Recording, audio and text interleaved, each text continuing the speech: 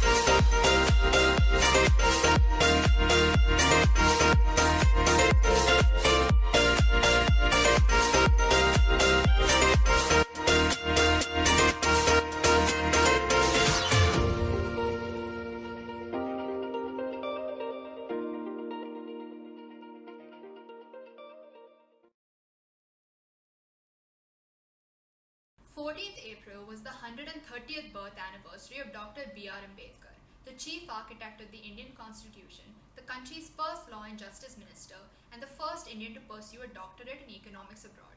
He was a scholar, a social reformer, a politician, and a religious thinker, and we'd like to take this opportunity to acknowledge and appreciate Dr. Ambedkar's contributions to our country.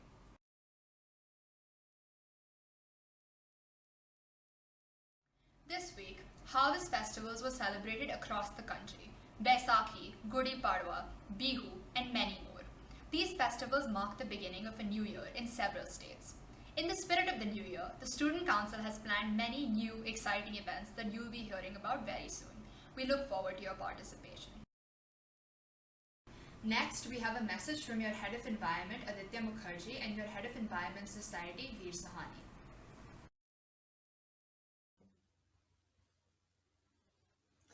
Namaste. I'm Aditya Mukherjee, your Head of Environment for the year 2021-22. And my name is Veer Sahani. I'm the head of the Environment Society and the head of Round Square. The Shriram School Aravali wants to become a sustainable school in the next 5 years, and this cannot be done without the help of you students.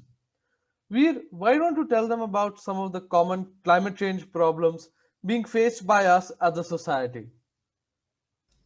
Thank you, Aditya.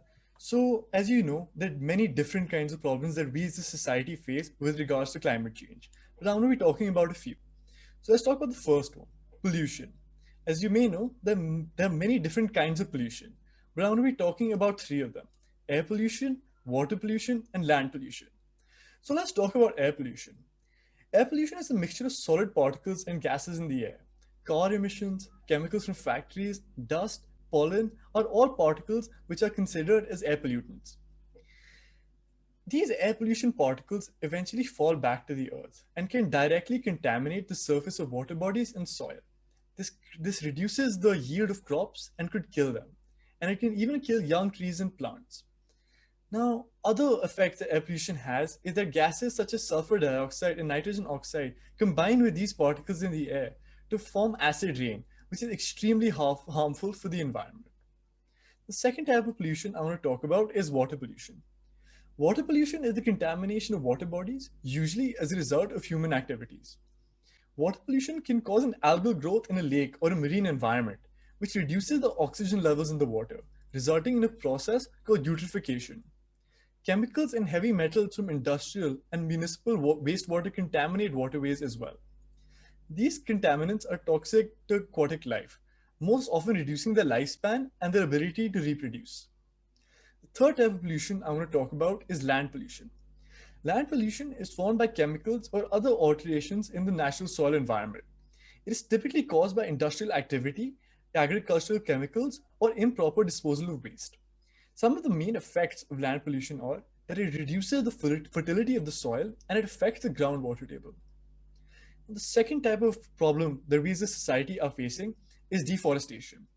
Deforestation refers to the decrease in forest areas across the world, which are used for other uses, such as agricultural croplands, urbanization, or mining activities. Now, what are the effects of deforestation? Deforestation can be directly linked to climate change, global warming, and change in the water cycle. Third problem I want to talk about, or the third challenge, I should say, is high carbon emissions. These could be from cars or industries, or even from your own household. The amount of carbon emissions trapped in our atmosphere cause global warming, which cause climate change. Symptoms of which include melting of the polar ice caps, the rise of sea levels, and the disturbance of animals' natural habitats, and extreme weather events. All of our actions all add up in the end. Thank you, Veer, for painting a rather drastic yet true picture of our situation and the problem we face as a society and as a planet. Now, like I said before, the school will not be able to become sustainable without your cooperation. And for you to cooperate effectively, you need to start leading sustainable lifestyles and become more sensitive towards the environment. Now, the school offers various activities and opportunities for you to learn about climate change, take action, and live sustainably. What can we do for you? Or what are we going to do for you? Better way to phrase it. We're going to continue our campaign Refuse If You Cannot Reuse. Now, we carried out two such campaigns last year, wherein first one was where 50 students joined and on average influenced 2,500 people in total to refuse three single-use plastic items. And the second one was for upcycling. Now, in the near future, by May hopefully, we will be implementing a new program called On Sustainable Fashion, and this will be spearheaded by our student Urvashi Balasubramaniam. In the future, we want to bring out more such do-it-yourself campaigns, which will be suggested by the student body, just like yourselves, through your form reps who will be elected very shortly. We will also organize podcasts to interview students to talk about their work on for climate action in order to inform you about their perspectives towards these problems and how they tackled it, as well as to motivate all of you to do the same. Because it isn't difficult as someone who's done it, and we will also concur with me. We will also join the Pani Peher the program, which is the water curriculum organized by the Department of Geography at the University of Cambridge. Now, we are going to organize a fun 1 week of activities for you to measure your carbon footprint and reduce it. For this, we will have a session with Madhu ma'am, who will tell you more about this in proper details. We will provide you more opportunities to engage in various environmental conferences, activities, and events that the school comes across. Now, I want to request to all of you for two things. Please think of new ideas and initiatives that you want the school to implement, and you will spearhead those campaigns under our guidance. When school reopens, we the environment team want you to follow a few pointers. Don't use any single-use plastic items. That is, don't use plastic straws, cutlery, takeaway boxes, or even MLP packaging, that is the chips packets. Ensure proper waste segregation. There are two bins given to you in class for biodegradable and non-biodegradable. Use it properly, please. And since buses are not going to be plying in the near future, we request you to please undertake carpooling because it is a better way to commute to school. It will help reduce the problem of air pollution in this city. Now, before I end, I would just like to tell you guys that if you have any problems regarding any action that you want to take in the field of environment, please reach out to Veer or me and let us help you out in anything you need. Thank you so much. Back to you, Indra. Thank you for that eye-opening talk. Now we're going to play a short video by National Geographic on the causes and effects of climate change. Human activities, from pollution to overpopulation, are driving up the Earth's temperature and fundamentally changing the world around us. The main cause is a phenomenon known as the greenhouse effect. Gases in the atmosphere, such as water vapor, carbon dioxide, methane, nitrous oxide, and chlorofluorocarbons, let the sun's light in, but keep some of the heat from escaping, like the glass walls of a greenhouse. The more greenhouse gases in the atmosphere, the more heat gets trapped, strengthening the greenhouse effect and increasing the Earth's temperature. Human activities, like the burning of fossil fuels, have increased the amount of CO2 in the atmosphere by more than a third since the Industrial Revolution. The rapid increase in greenhouse gases in the atmosphere has warmed the planet at an alarming rate. While Earth's climate has fluctuated in the past, atmospheric carbon dioxide hasn't reached today's levels in hundreds of thousands of years. Climate change has consequences for our oceans, our weather, our food sources, and our health. Ice sheets, such as Greenland and Antarctica, are melting. The extra water that was once held in glaciers causes sea levels to rise and spills out of the oceans, flooding coastal regions. Warmer temperatures also make weather more extreme. This means not only more intense major storms, floods, and heavy snowfall, but also longer and more frequent droughts. These changes in weather pose challenges. Growing crops becomes more difficult. The areas where plants and animals can live shift, and water supplies are diminished. In addition to creating new agricultural challenges, climate change can directly affect people's physical health. In urban areas, the warmer atmosphere creates an environment that traps and increases the amount of smog. This is because smog contains ozone particles, which increase rapidly at higher temperatures. Exposure to higher levels of smog can cause health problems such as asthma, heart disease, and lung cancer.